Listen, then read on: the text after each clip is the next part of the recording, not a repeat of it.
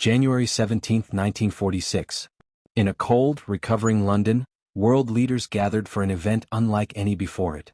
For the first time in history, nations met not to wage war but to prevent one.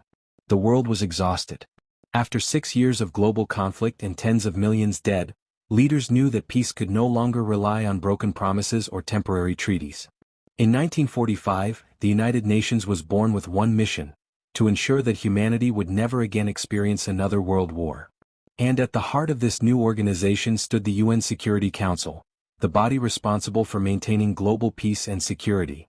On January 17, 1946, the Security Council met for the very first time at Church House in London.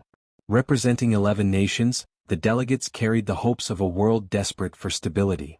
5 of them, the United States, the United Kingdom, France, China, and the Soviet Union, held permanent seats, reflecting their decisive roles in winning the war.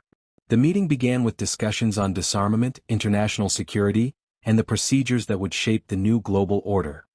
The Security Council introduced something revolutionary: mandatory resolutions that all member states were expected to follow.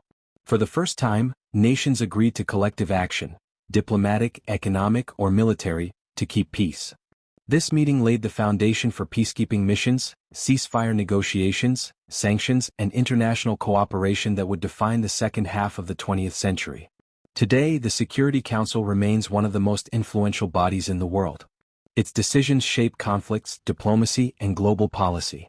And it all began on that cold day in London, when nations humbled by war chose negotiation over destruction, dialogue over silence, and unity over division. January 17, 1946, the day the world took its first step toward a new kind of peace.